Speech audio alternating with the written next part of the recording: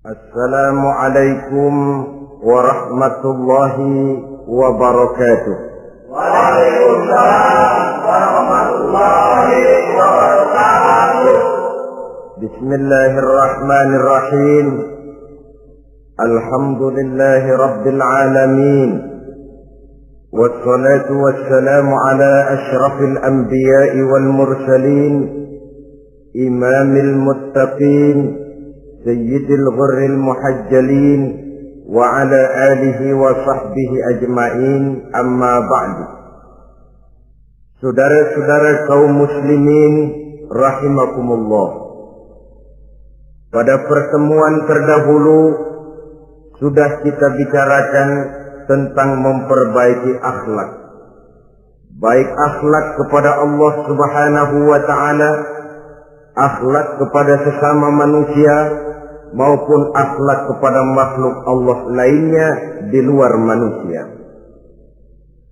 Kemudian secara umum Al-Imamul Ghazali rahimahullah membagi akhlak dalam dua bagian besar. Pertama, apa yang oleh beliau dinamakan al-akhlakul mahmudah, yaitu akhlak yang terpuji. Seseorang yang kepada Allah ia bertauhid, dalam pergaulannya dengan sesama manusia ia mempunyai sifat-sifat yang terpuji, seperti rendah hati, sabar, jujur, ikhlas, dan lain sebagainya. Kemudian dalam sikapnya kepada makhluk Allah di luar manusia, ia dapat mengembangkan nilai-nilai ihsan sesuai dengan tuntunan imannya. Ini seluruhnya dinamakan al-akhlakul mahmudah atau akhlak yang terpuji. Kemudian yang kedua oleh beliau dinamakan al-akhlakul mazmumah, yaitu akhlak yang tercela. Seseorang yang di dalam sikapnya kepada Allah mempunyai sifat-sifat kufur, baik dalam bentuk kemusyrikan, kemunafikan, atau hal-hal yang bisa menyebabkan ia menjadi murtad. Lalu dalam pergaulannya dengan sesama manusia, ia mempunyai sikap yang tidak terpuji, sombong, ria, ujub, dusta, khianat, suka menggunjing dan memfitnah, dan lain sebagainya. Sedangkan sikapnya kepada makhluk Allah di luar manusia, ia senantiasa menimbulkan kerusuhan. Itu seluruhnya dinamakan dengan al-akhlakul mazmumah atau akhlak yang tercela. Untuk memperoleh akhlak yang baik, yang dalam bahasa populernya dinamakan al-akhlakul karimah, para ulama sufi memberikan tuntunan. Pertama, melalui jalan yang disebut takhalli. Yang kedua, tahalli, dan hasilnya nanti akan membuahkan tajalli. Takhalli artinya mengosongkan diri dari segala macam sifat yang tercela. Sombongnya dibuang, riaknya dihilangkan, suka fitnahnya musnah, dustanya berhilang. Itu semuanya dinamakan takhalli, mengosongkan diri dari seluruh sifat-sifat yang tercela. Apabila ini sudah berhasil dilaksanakan oleh seseorang, ia naik kepada tingkat yang selanjutnya dinamakan tahalli. Tahalli artinya menghiasi diri dengan seluruh sifat-sifat yang terpuji. Bila sombongnya hilang, berganti dengan tawadhu. Bila dustanya hilang, berganti dengan jujur. Bila khianatnya hilang, dihiasi hatinya dengan amanah, dan begitu selanjutnya. Hasil daripada tahalli, menghiasi diri dengan segala sifat-sifat yang terpuji, akan mengantarkan orang untuk sampai kepada tajalli, bisa menyaksikan kebesaran Allah Subhanahu wa ta'ala. Maka pada pertemuan kali ini kita akan mulai dengan yang pertama, takhalli, mengosongkan diri dari seluruh sifat-sifat yang tercela, menjauhkan diri dari semua akhlak-akhlak yang tidak baik. Dan pertemuan ini akan kita mulai dengan membicarakan dusta dan akibatnya. Saudara-saudara kaum muslimin rahimakumullah, salah satu nikmat yang diberikan Allah kepada kita makhluk manusia dalam hidup ini adalah kemampuan untuk berkata-kata, kemampuan menyalurkan hasrat hati dan keinginan jiwa melalui ucapan dengan bahasa sebagai alat komunikasi. Sehingga orang lalu berkata bahwa al-insan adalah hayawanun natiq. Manusia sebenarnya adalah binatang juga. Cuma saja manusia binatang yang pandai berbicara. Oleh karenanya ini merupakan satu nikmat yang sangat besar yang perlu kita syukuri. Lidah bisa menempatkan seseorang pada posisi yang tinggi. Lidah juga bisa menempatkan orang pada posisi yang paling rendah. Karena lidahnya orang dipuji, karena lidahnya orang dicaci maki dan dicela. Pendeknya seperti kata pepatah, al-lisan saghirul jirmi azimul jurmi. Lidah itu walaupun kecil bentuknya tetapi besar akibatnya. Hampir sebagian besar dari kesulitan-kesulitan yang menimpa manusia pada mulanya disebabkan oleh lidahnya.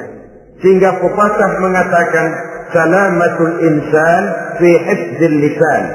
Manusia akan selamat apabila dia pandai menjaga lidahnya. Seperti orang kita bilang lidah tidak bertulang. Artinya bicara kadang-kadang demikian enak, bicara kadang-kadang demikian nikmat, tidak terasa akan membawa akibat yang tidak pernah kita perhitungkan sebelumnya. Oleh karenanya, salah satu yang menyebabkan manusia bisa turun nilai kemanusiaannya apabila dia telah mempergunakan lidahnya untuk suatu yang lazimnya kita namakan dusta. Apa sebenarnya dusta itu? Dikatakan al-kadzib huwa adamu mutabaqatil khabar lil waqi'. Dusta ialah tidak adanya persesuaian antara berita dengan kenyataan. Itu yang dinamakan dusta. Berita tidak sesuai dengan kenyataannya. Nah, bentuknya bisa mengada-ada, bisa menambah-nambah, ataupun mengurang-ngurang. Itu bentuk-bentuk daripada tidak sesuainya berita dengan kenyataan. Mengada-ada, yang tidak ada diada-adakan, itu jelas merupakan dusta. Kemudian menambah-nambah, beritanya sebenarnya cuma 1 meter, tapi disampaikan orang kepada kita 5 meter, yang 4 meter tambahan. Disitulah kemungkinan terjadinya penyusupan-penyusupan berupa dusta adanya. Ataupun mengurang-urang. Beritanya sebenarnya 8 meter, sampai ke kita cuma 2 meter. Yang 6 meter berita itu dikorup. Itu juga sudah bagian tersendiri daripada yang dinamakan dusta. Oleh karenanya kita harus berusaha. Pertama dari sifat mengada-ada. Yang tidak ada diada-adakan, itu jelas dusta. Dan ini pekerjaan paling enak memang. Orang seakan-akan terpesona. Orang seakan-akan kagum. Padahal kita mengada-ada. Barang yang tidak ada diada-adakan. Rasul juga pernah, saudara-saudara. Tapi bernada seperti ini, namun jujur. Satu saat beliau sedang duduk, ada seorang perempuan mengendarai onta, sudah tua sekali ontanya. Lalu Rasul bangun menegur orang tadi, "Bu, kenapa naik anak onta?" katanya. Perempuan ini bilang, "Ya Rasul, yang saya kendarai ini bukan anak onta, tapi biang onta." Begitu. "Iya, tapi dia punya ibu kan? Onta ini punya. Nah, kalau dia punya ibu kan artinya dia anak juga." "Ya memang." "Nah, kalau begitu kan artinya ibu memang naik anak onta." "Lah ya iya kalau itu sih." Kelihatannya mengada-ada, tapi memang benar begitulah adanya. Gurau untuk menghidupkan suasana, tapi tidak terlalu berlebih-lebihan. Yang kedua jenis daripada dusta itu menambah-nambah. Ini juga paling enak. Orang sering bilang, kalau kita ngirim duit, jangan harap kurang, jangan harap tambah. Tapi kalau kita ngirim berita, jangan harap kurang. Duit kita kirim kepada orang, jangan harap tambah. Kurang, jangan harap kurang. Atau jangan harap tambah, kurang bisa. Tapi kalau berita kita kirim kepada seseorang, jangan harap kurang itu berita, nambah bisa. Atau kemudian mengurang-urang, ini juga termasuk jenis daripada dusta. Baik mengada-ada atau menambah-nambah, kemudian mengurang-urangi, seluruhnya merupakan pekerjaan yang paling enak. Kita anggap sesuatu yang biasa, padahal akibatnya nanti akan menjadi luar biasa.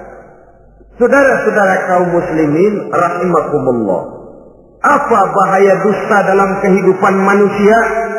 Pertama, bagi dirinya sendiri.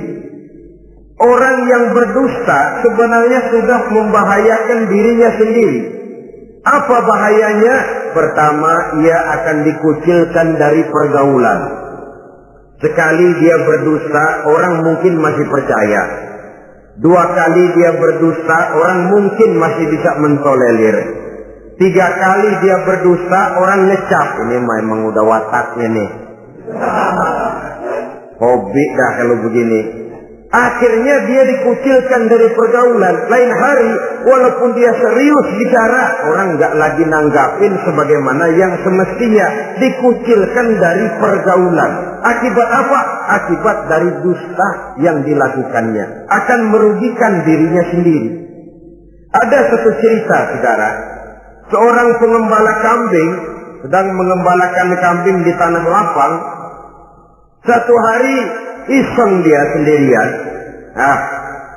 Ini orang kampung pengen tahu dibohongin. Teriak dia, tolong ada serigala, ada serigala. Mendengar teriakan ini karuan, satu kampung orang nyaris keluar semua.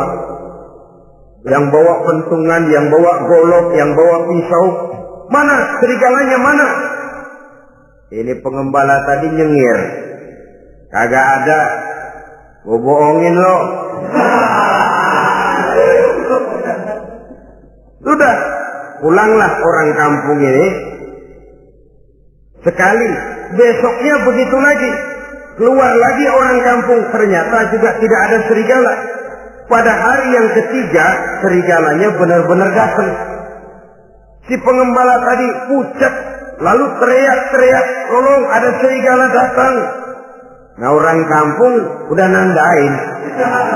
2 kali kita dibohongin, ini paling dia bohong lagi. Satu pun tidak ada orang kampung yang keluar untuk menolong. Akhirnya kambingnya habis dimakan oleh serigala. Yang rugi dirinya sendiri. 1 kali dia bohong, orang percaya mungkin. 2 kali dia bohong, orang masih tolerir. 3 kali dia bohong, orang nandain. Terkucil dari pergaulan akibat daripada perbuatan dusta. Oleh karenanya saya yakin tidak seorang pun di antara kita yang suka berteman dengan seorang pendusta. Karena apa? Seorang pendusta tidak akan segan-segan menjual temannya sendiri. Mengkambing hitamkan temannya sendiri. Artinya juga merusak pergaulan di dalam kehidupan ini. Penyakit yang bahaya yang kedua bagi diri orang yang berdusta itu sendiri, sifat dusta menyuburkan watak munafik. Nabi bersabda, ayatul munafiqi salatun. Tanda-tanda orang munafik itu ada 3. Tandanya, biasanya kalau tandanya ada, ya munafiknya insya Allah ada. Apa tanda orang munafik itu? Pertama, iza haddatsa kadzdzaba. Apabila berbicara selalu bohong. Belum pernah kalau bicara tidak bohong. Bohong itu sudah jadi lalapnya. Artinya enggak sumbrah ngomong kalau enggak dicampuri bohong. Seperti kurang enak makan kalau tidak pakai lalap. Ada saja bohong yang dibuat-buatnya. Ini ciri atau tanda daripada orang-orang munafik. Apabila berbicara selalu berdusta. Satu. Yang kedua, wa iza wa'ada akhlafa. Apabila berjanji dia selalu ingkar. Selalu ingkar tanpa uzur yang dibenarkan oleh syar'i, itu termasuk ciri daripada orang-orang munafik. Karena itu kita oleh agama diajarkan jangan memastikan sesuatu. Pernah Rasulullah ditegur oleh Allah Subhanahu wa taala ketika datang orang bertanya, "Ya Rasul, Ashabul Kahfi itu sebenarnya berapa orang jumlahnya?" Ada yang bilang 5 orang, 6 dengan anjingnya. Ada yang bilang 6 orang, 7 dengan anjingnya. Ada yang bilang 8 orang, 9 dengan anjingnya. Yang benar yang mana Rasul? Rasul menjawab, besok. Jawabannya besok. Kenapa Rasul berani mengatakan jawabannya besok? Sebab beliau ngandelin. Biasanya kalau ada pertanyaan dari umat, lalu turun wahyu sebagai jawaban atas pertanyaan tadi. Sudah, besoknya dari pagi Rasul nunggu wahyu turun. Enggak turun. Besok nunggu lagi, enggak turun juga. Bingung. Sekali turun malah negur beliau. Wala taqulanna li syai'in inni fa'ilu dzalika ghadan illa ayyasha Allah. Kalau belum apa-apa Muhammad jangan berani ngeduluin. Besok. Semuanya hanya bisa terjadi dengan izin Allah. Illa ayyasha Allah. Oleh sebab itu harus diawali dengan insya Allah. Insya Allah besok saya pasti datang. Insya Allah ya, karena kita beriman kepada Allah. Kepastian di tangan Allah. Pastinya karena kita memang berniat benar ingin datang. Kita kadang-kadang insya Allah ini jadi lalap sih. Asal dia bilang insya Allah udah tulen kagak mau dah. Besok ya, insya Allah enggak ya. Ini salah kaprahnya kita, saudara-saudara. Yang ketiga, ciri daripada orang munafik itu wa iza tumina khana. Apabila dipercaya ia selalu berkhianat. Tidak pandai menjaga amanah dalam kehidupan ini. Tidak boleh mendapat satu kepercayaan lalu dikhianatinya kepercayaan itu. Maka jangan lupa bahwa kita diberikan lidah, kita diharuskan memelihara lidah. Dengan apa? Menjaganya daripada sifat-sifat dusta. Apabila berjanji, kita berusaha menepati. Apabila dipercaya, kita berusaha menjaga amanah. Kenapa? Mencari kepercayaan itu sulit, saudara. Tetapi memelihara kepercayaan itu jauh lebih sulit. Apalagi kalau yang bernama rahasia. Rahasia itu memang selama masih ada dalam hati. Kalau sudah kita bicarakan kepada orang lain, itu sudah bukan rahasia lagi sifatnya. Memang sih pada mulanya kita bisa ngomong. Nih gue ngomong begini nih sama lu doang nih. Lu jangan ngomong-ngomong sama yang lain ya. Nanti yang kita ajak ngomong lagi sama orang lain. Nih sama lu doang nih. Jangan ngomong-ngomong sama yang lain. Akhirnya kan terus sampai walaupun setiap kali ngomong mesti cuman malu doang nih ya. Tapi akhirnya tuh beritanya jadi merata menjalar. Kenapa? Rahasia adalah apa yang ada di dalam hati. Jikalau sudah kita bicarakan kepada orang, sudah bukan rahasia lagi namanya. Apalagi sifat manusia. Kalau dia lagi seneng sama kita, jangankan perbuatan kita yang baik, perbuatan kita yang salah pun masih dibenarkannya juga. Tapi kalau dia sudah jengkel sama kita, jangankan kita main judi, kita ngaji masih salah. Itu kalau orang sudah nggak senang itu ya begitu. Dia benci sama kita. Jangankan kita main judi, kita baca Quran masih salah.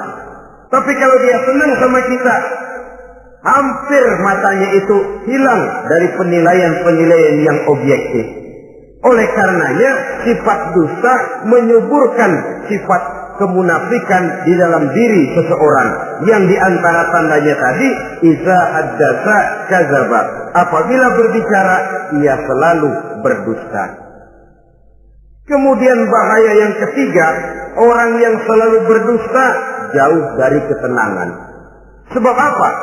Pada saat kita mendustai seseorang, orang itu mungkin percaya, tapi makin dia percaya makin tersiksa batin kita. Kenapa? Hati kita sendiri ngomong, lu percaya kok gue bohongin? Kita sendiri tahu bahwa kita bohong. Itu yang menyiksa batin. Jauh dari ketenangan. Apalagi akan timbul satu sifat was-was. Ntar dia tahu. Bagaimana kalau rahasia ketahuan? Bagaimana kalau dia tahu saya bohong? Ini akan menyebabkan seseorang jauh dari ketenangan hidup. Makin rajin dia berdusta, makin tersiksa jiwanya. Lain kalau hatinya sudah mati. Dusta memang sudah jadi profesinya, kebiasaannya.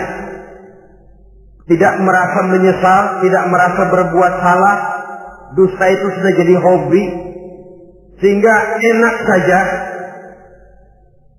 Hati sudah jadi mati kalau sudah begitu. Dan sepanjang hati sudah jadi mati, itulah yang paling kita khawatirkan. Artinya nilai kita adalah bangkai berjalan dalam pandangan Allah Subhanahu wa ta'ala. Saudara-saudara kaum muslimin rahimakumullah, oleh karenanya membahayakan diri sendiri dosa itu. Yang kedua, berbahaya bagi masyarakat banyak.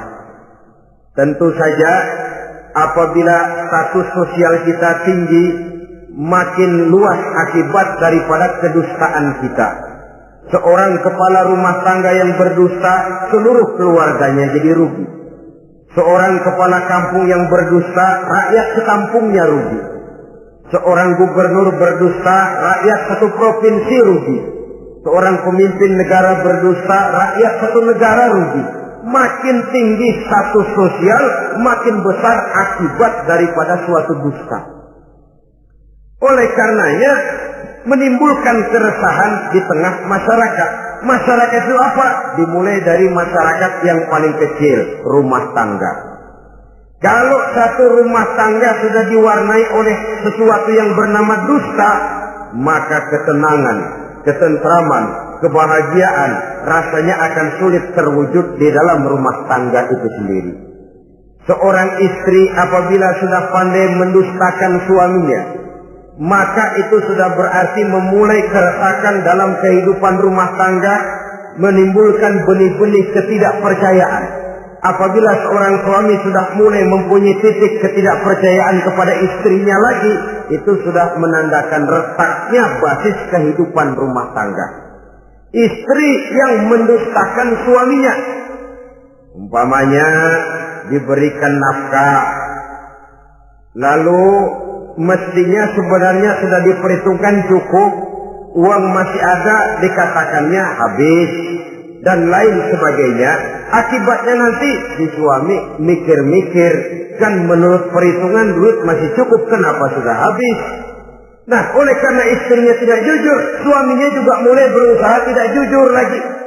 Mendapat penghasilan besar, mengaku sedikit. Kalau sudah begitu, saling dusta mendustai pun sudah dimulai. Nanti akan terus meresap kepada kehidupan daripada anak-anak sebagai anggota di dalam rumah tangga kita.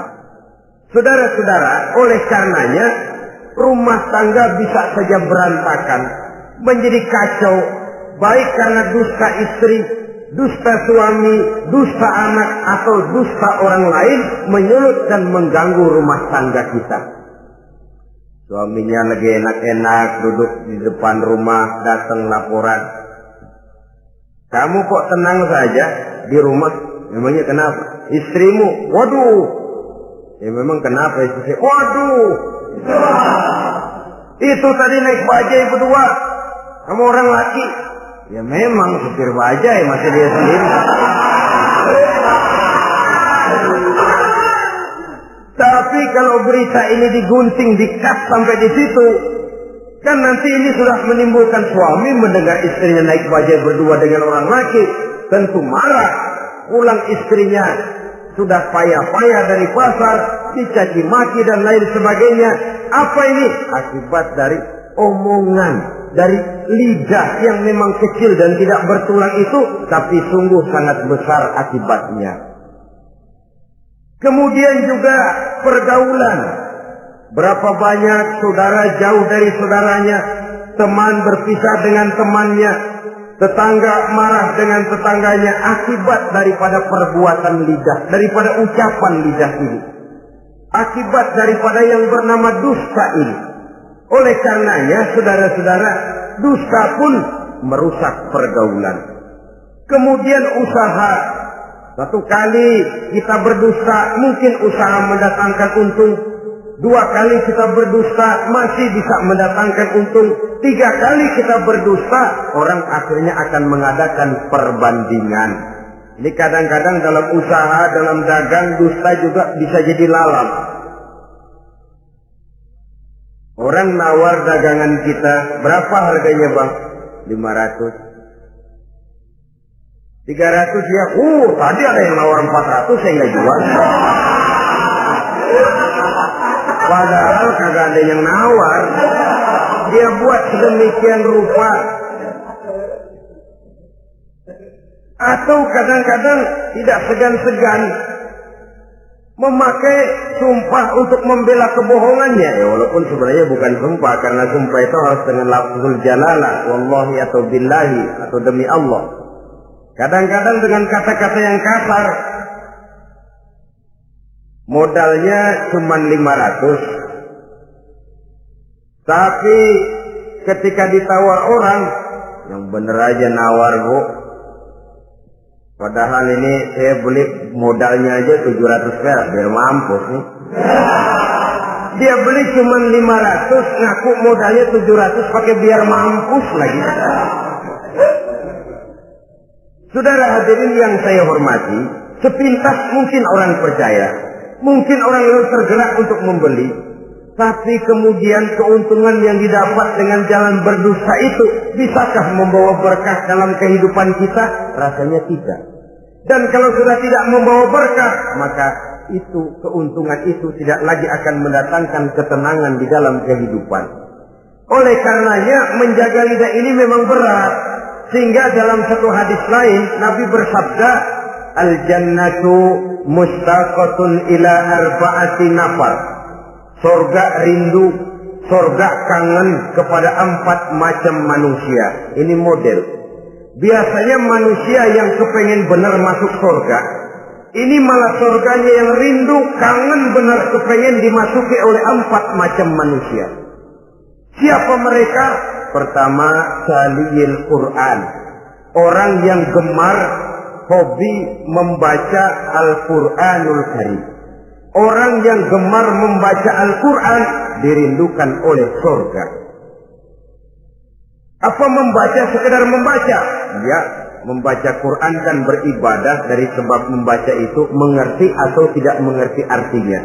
Tapi jangan lupa, membaca adalah alat agar kita mengerti. Mengerti adalah sarana agar kita bisa mengamalkan dengan baik. Itu maksudnya. Baca Al-Quran agar kamu mengerti isinya. Kalau sudah kamu mengerti isinya, kamu bisa mengamalkannya dengan baik. Jadi sungguh pun yang dimaksud di sini adalah orang yang gemar membaca Al-Quran, tapi prosesnya setelah membaca, orang mengerti.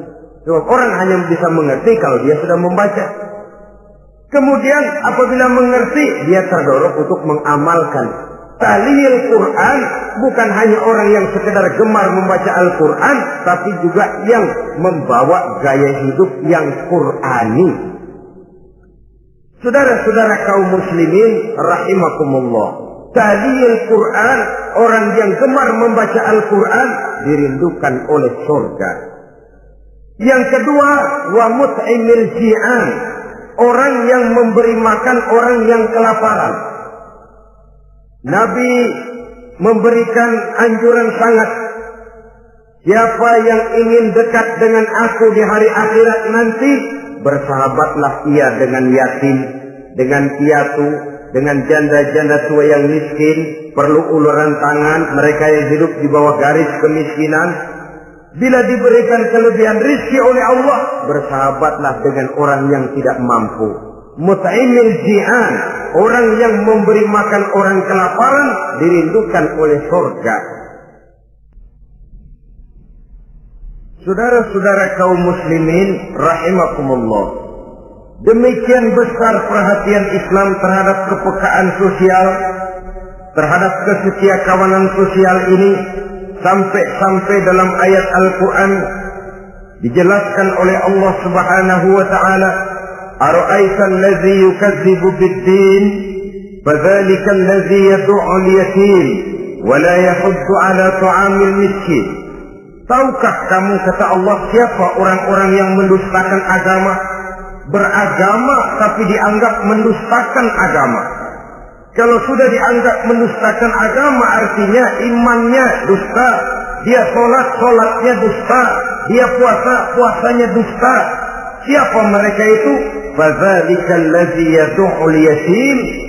Mereka orang-orang yang meninggalkan, menyia-nyiakan anak-anak yatim, wala yahuddu ala ta'amil miskin, dan tidak memerintahkan untuk memberi makan kepada orang-orang miskin. Kepada yatim kejam, sadis, tidak punya kemanusiaan sama sekali. Maka mungkin kita yang rajin sholat, mungkin kita yang sudah 4-5 kali berhaji, bisa saja terhalang masuk surga. Karena di sebelah rumah kita ada anak yatim piatu, merintih kelaparan, menggigil kedinginan. Kita tahu kita mampu dan kita diam saja, tidak mau memberikan pertolongan. Itu yang mungkin bisa menghalangi kita untuk sampai ke surga. Oleh karenanya, salah satu jenis manusia yang dirindukan oleh surga, mut'imil ji'an, orang yang memberi makan orang yang kelaparan.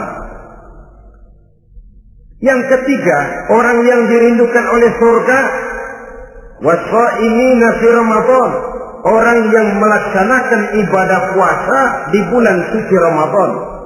Dan yang keempat, ini yang ada kaitannya dengan masalah kita, wa hafizil lisan.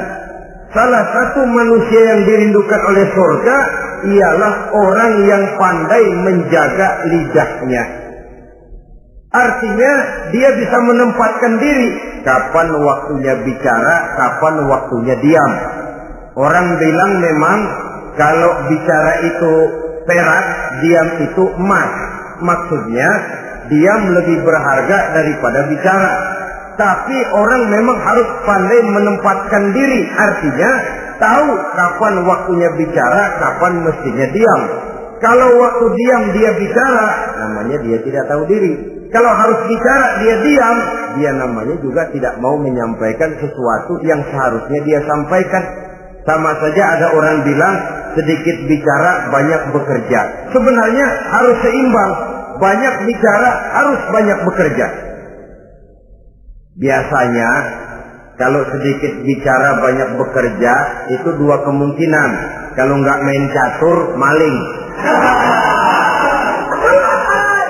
Yang namanya maling, bicaranya sedikit. Maling buka jendela lalu berbisik sama temennya, udah tidur.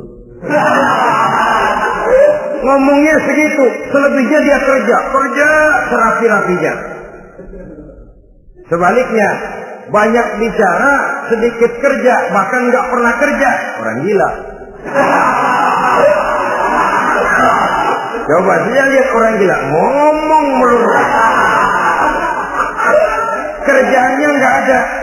Jadi oleh karena itu memang harus seimbang. Pendeknya kita harus tahu kapan mesti bicara, kapan mesti diam.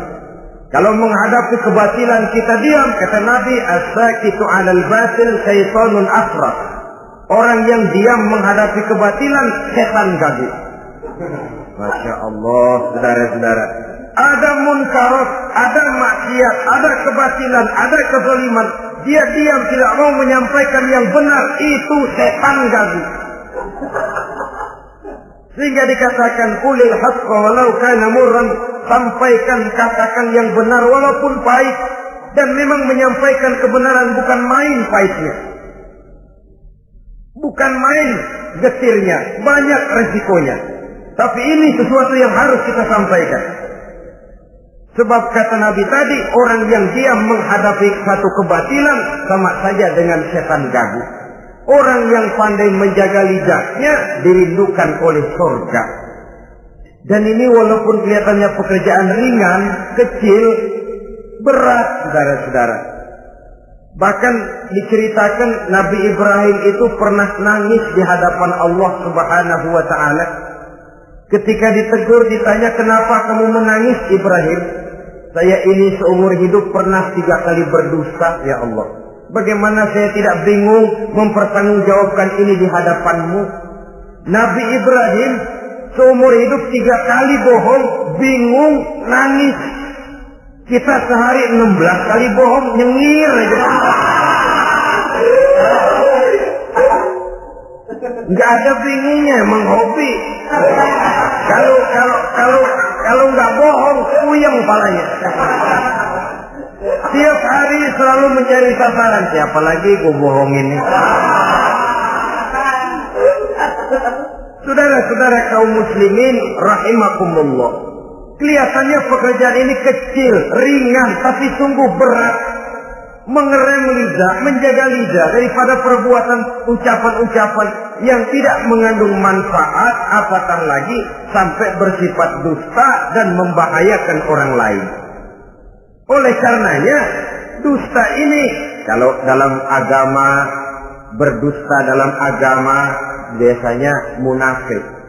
Mulutnya beragama, tapi hatinya kafir. Jelas itu munafik. Itu dusta juga.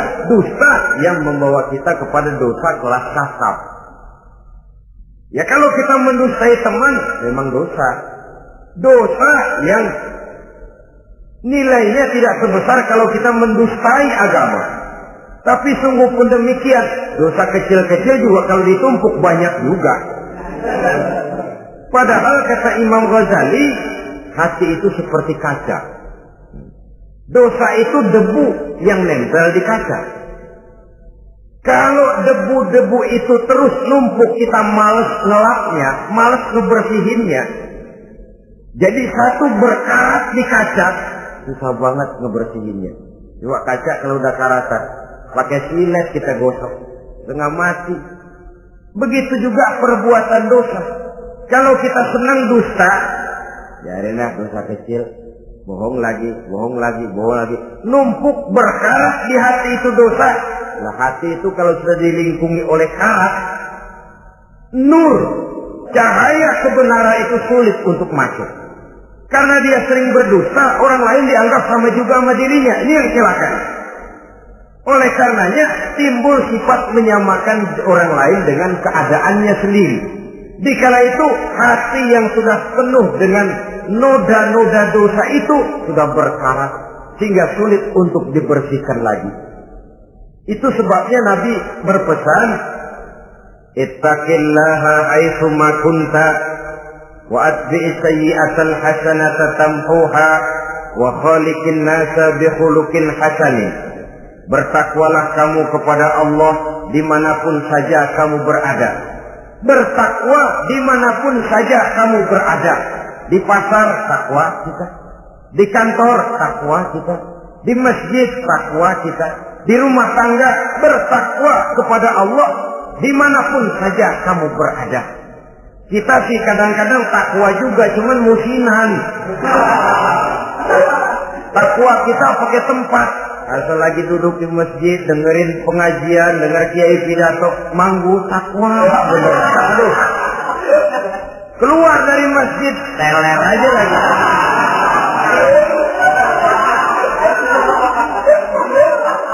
Takwa juga kita cuma pakai tempat. Nabi pesan dimanapun kamu berada, ittaqillah haitsu ma kunta. Bertakwalah kepada Allah dimanapun saja kamu berada. Wa atbi'is sayyi'atal hasanah tamhuha. Ikuti perbuatan salahmu dengan kebaikan, niscaya kebaikanmu akan menghapus kesalahan yang kamu kerjakan. Kalau sadar kita, ya Allah tadi berdusta, astagfirullah, perbanyak istighfar. Ikuti. Jadi begitu tuh kaca kena debu, lap. Kena debu lagi, dilap lagi. Kena debu, dilap lagi. Insya Allah tidak sampai berkarat. Jangan lalu nunggu. Tar aja dah taubat, udah tua-tuaan dikit. Kayaknya umur dia yang ngatur. Saudara-saudara, oleh karenanya ikuti perbuatan salah dengan kebaikan. Terselip kita berbuat salah, iringi dengan sedekah. Terselip kita melakukan dosa, iringi dengan istighfar. Melihat sesuatu yang haram, astagfirullahaladzim. Lalu dipalingkan, jangan mulut astagfirullah, mata melotot terus pindah-pindah.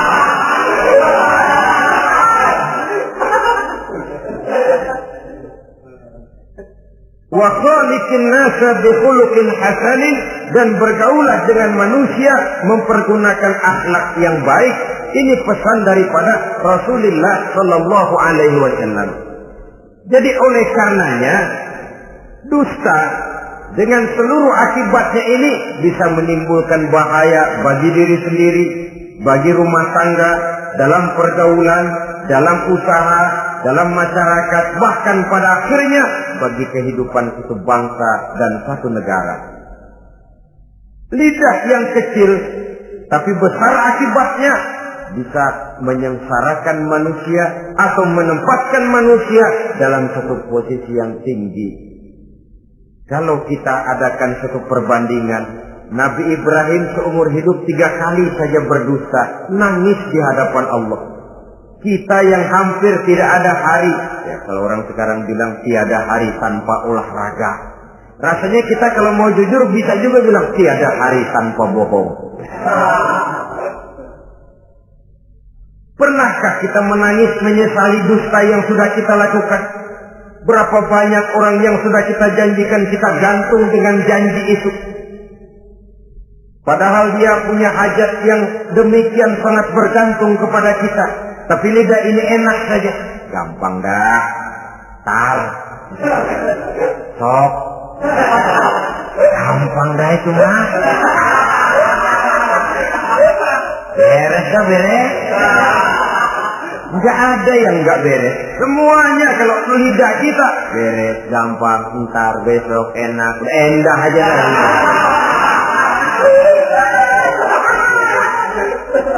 Habis orang kita gantung dengan harapan. Padahal kita tidak bermaksud memberikan harapan itu. Sementara kita melangkah melenggang dengan senyum, sedang orang lain menggerutu. Saudara-saudara kaum muslimin rahimakumullah, ini pada gilirannya akan kembali penyakitnya kepada diri kita juga. Menyuburkan watak munafik, mengucilkan kita dari dalam pergaulan, dan menjauhkan kita daripada ketenangan hidup. Karenanya dusta memang berbahaya. Dalam perjuangan, dusta akan menimbulkan watak pengkhianatan. Dusta juga bisa menyebabkan munculnya musuh-musuh dalam selimut, yang pura-pura berteriak membantu perjuangan tapi di belakang mencari titik kelemahan kita. Oleh karenanya, mencari teman yang bisa diajak tertawa itu gampang. Mencari teman yang mau diajak menangis itu sulit. Mencari teman yang mau diajak nyanyi banyak. Tapi mencari teman yang mau diajak berkeluh kesah itu yang langka. Oleh karenanya, di dalam kehidupan ini untuk menjaga lingkungan pergaulan, mari kita berusaha untuk menjaga lidah dengan sebaik-baiknya. Nah, apa semua bohong tidak boleh? Ada bohong yang ditolerir. Di antaranya kata Nabi, salasun laisa minal kazzab. Ada 3 macam bohong yang tidak dianggap bohong. Bohong tapi tidak dianggap bohong. Dusta tapi tidak berdosa. Kalau memang harus bohong, carilah bohong yang tidak dosa. Bahkan insya Allah ada pahalanya kalau kita ikhlas. Apa itu? Pertama, hadisul rajulu limar'atihi au hadisul mar'atu li zawjiha. Bohongnya seorang suami untuk menyenangkan hati istrinya. Gak apa-apa. Untuk menyenangkan hati istrinya. Misalnya suami pulang dari kantor perutnya lapar. Begitu makan nyobain sayur asinnya luar negeri.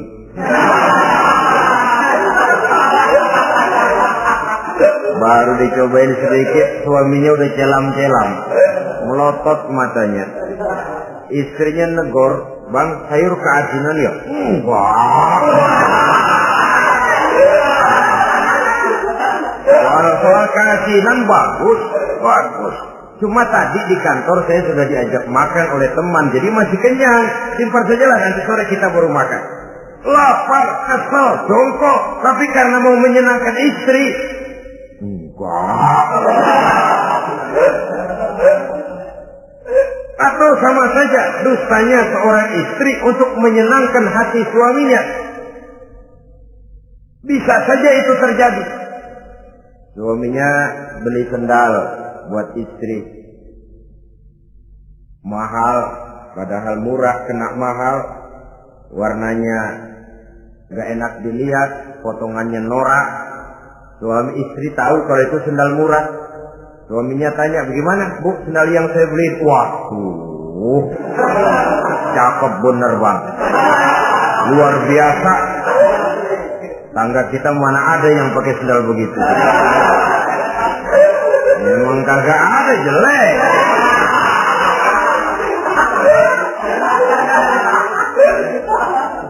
Tapi kalau waktu itu istrinya jujur, malah akan bisa menimbulkan keretakan. Bohong seperti ini termasuk bohong yang bisa ditolerir untuk menyenangkan hati istrinya atau untuk menyenangkan hati suaminya.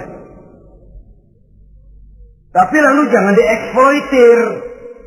Jangan dieksploitir dalam arti untuk menutupi untuk menutupi perbuatan salahnya lalu berdusta.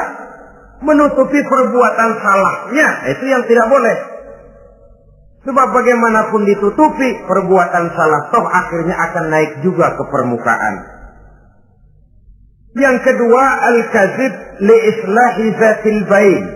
Dusta untuk mendamaikan dua orang yang sedang berselisih. Itu boleh.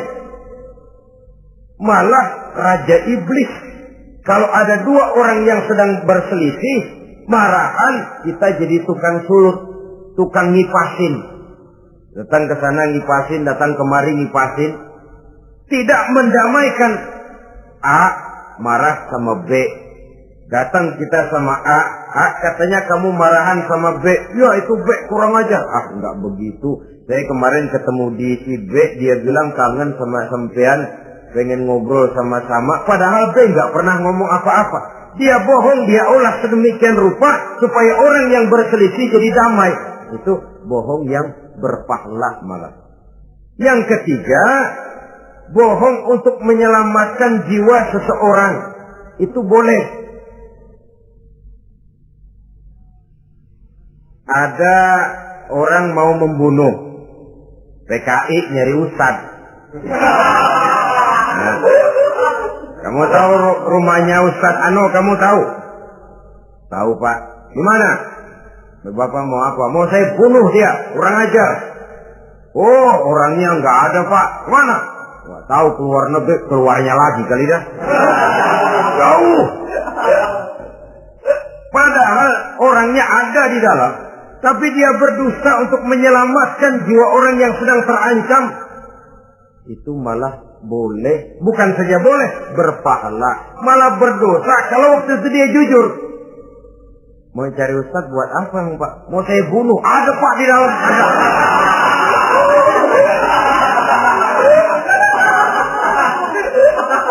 Sentimen, kalau perlu saya bantuin, Pak. Ada.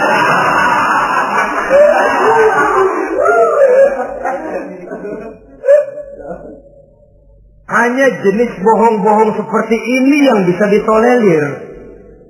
Itu akibat di dunia, saudara. Kita sudah bisa terkucil dari pergaulan, retak rumah tangga, usaha mengalami kebuntuan, masyarakat mengalami keresahan akibat dusta. Di akhirat nanti, na'udzubillah, summa na'udzubillah. Kita baca dalam riwayat Mi'raj, Rasul melihat orang yang lidahnya menyengker ke tanah, digunting, putus, bersambung lagi, digunting lagi, putus lagi, bersambung lagi. kadang dituangi dengan coran api neraka. Na'udzubillah, coran neraka. Kita nginjak puntung aja lompat. Ini mulutnya dituangi dengan coran dari neraka. Innalillahi wa inna ilaihi raji'un. Ya, tapi kalau dituangi coran begitu dari neraka kan terus mati sekaligus. Ya, kalau terus mati lumayan. Neraka itu kata Quran, kullama nadijat juluduhum baddalnahum juludan ghairaha liyazuqul azab. Tiap kali hancur kulitnya, kami buatkan kulit yang baru. Diazab lagi, hancur lagi, dibuatkan lagi. Untuk apa begitu? Liyazuqul azab, biar dia rasain. Kalau sekali kemplang mati mah enak. Pokoknya diazab di neraka, digejrot, mati, selesai. Lumayan. Ini nggak ada matinya. Penyet, bangun lagi, kemplang lagi, persis film cemen.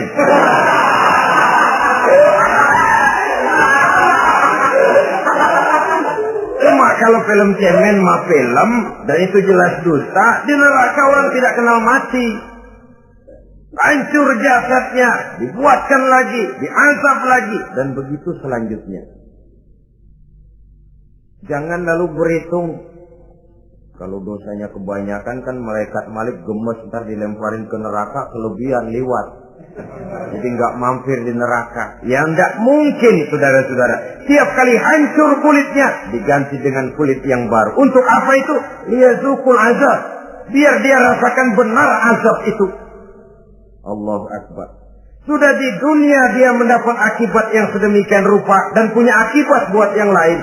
Di akhirat nanti dia akan menanggung azab.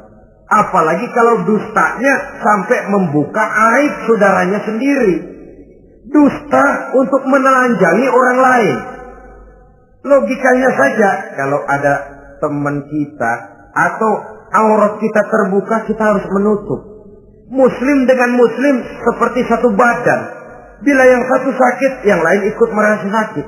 Bila yang satu tercela, yang lain ikut merasa tercela. Dikala itu, kita harus justru menutupi aib orang lain. Malahan Nabi mengatakan, siapa yang menutupi aib saudaranya di dunia ini, saudaranya muslim, Allah akan menutupi aibnya di akhirat nanti. Kita kadang-kadang bukan nutupin sih, malah ngorek-ngorek. Kadang-kadang nggak tahu aja belagak tahu. Ya, gue dengar anak, banyakan dia ngipasinnya. Saudara-saudara kaum muslimin rahimakumullah. Begitu lidah yang suka berdusta digunting dari gunting api neraka, terpotong dibulatkan lagi, terpotong dibuatkan lagi, tidak henti-hentinya sampai kepada hari akhirat nanti. Karena itu berlindung kita kepada Allah. Jangan sampai diberikan lidah yang gemar berdusta. Tapi lidah yang gemar mengatakan yang benar walaupun terasa pahit. Mengucapkan kebenaran itu besar resikonya. Panjang jalannya, banyak akibatnya. Mencegah kemunkaran besar resikonya. Tapi itu harus kita lakukan. Setidaknya mencegah kemunkaran. Rasulullah sallallahu alaihi wasallam dalam satu hadis menyatakan iyyakum wal kadziba fa innal kadziba yahdi ilal fujuri wal fujuru yahdi ilan nar. Hati-hatilah kamu daripada sifat dusta, sebab sesungguhnya dusta membawa kepada perbuatan durjana dan perbuatan durjana menggiring orang kepada neraka. Mula-mula memang ucapan, dari ucapan orang melangkah kepada perbuatan, dan perbuatan itulah yang akan jadi penilaian Allah. Jikalau baik, dia akan menyebabkan kita ke surga. Jikalau tidak baik, perbuatan kita jugalah yang akan menjerumuskan kita ke dalam neraka. Dimulai dari suka berdusta. Akibat lidahnya gemar berdusta, perbuatannya pun merupakan perbuatan dusta. Suka pura-pura, mental munafik. Artinya hilang sifat kejujuran dalam dirinya.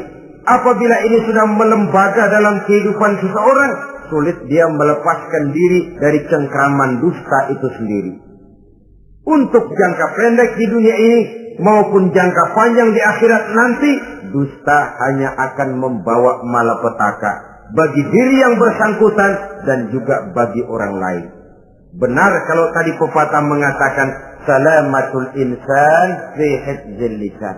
Bahkan ada yang bilang kalau lidah lukai hati, kalau pedang lukai tubuh, masihkan ada harapan sembuh. Kalau lidah lukai hati, kemana obat hendak dicari? Kita tampar orang dengan tangan 2-3 hari, 2-3 jam bahkan sudah hilang bekas tamparan itu. Tapi kita tampar orang dengan lidah, dengan ucapan, seumur hidup dia akan tetap ingat. Kita bohongi orang, kapan ketemu dia ingat nih, dia nih yang kerjanya bohongin melulu. Gimana aja ada bohongnya. Kalau sudah dicap sebagai pendusta, kita memang nggak tahu, tapi tiap kita jalan orang iringi perjalanan kita. Pembohong. Saudara, masyarakat ini punya hukum yang tidak tertulis, tapi lebih kuat dan lebih kejam daripada hukum yang tertulis.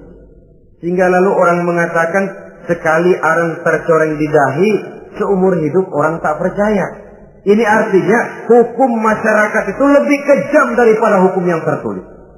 Sekali kita dicap sebagai pendusta, lain kali kita mau benar-benar banget juga.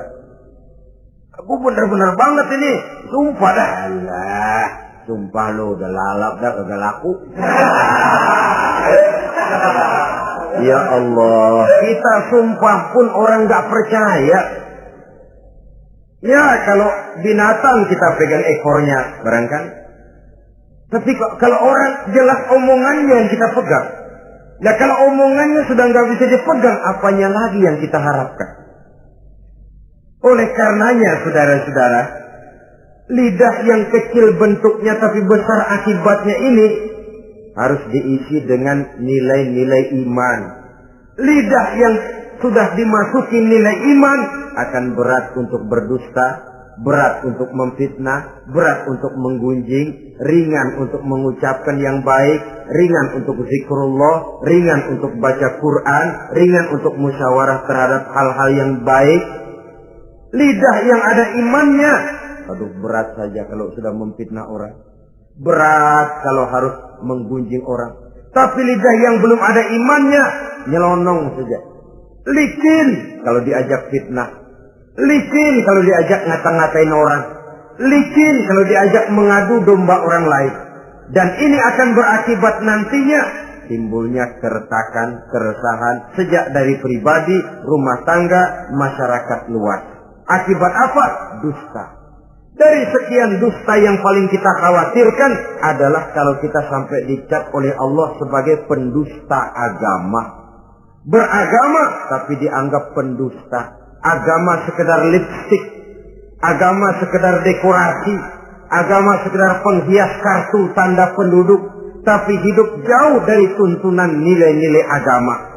Pendusta-pendusta agama semacam ini pada gilirannya akan terkena penyakit yang disebut munafik. Iman lidahnya tapi kufur hatinya. Islam ucapannya tapi kufur perbuatannya. Nah, ini resikonya sangat besar. Adapun dusta-dusta kepada orang lain, dosa ya dosa, tapi dosa yang mudah untuk bertaubat. Kalau saya katakan mudah untuk bertobat, saya bukan merangsang kita untuk berdusta, bukan. Tetapi jangan lupa seperti saya katakan tadi, bagaimanapun ringannya satu dosa, kalau ditumpuk dan ditumpuk, dia akan berurat, berakar dan berkarat di hati kita. Dan bukankah hati itu merupakan cerminan dari seluruh panca indera?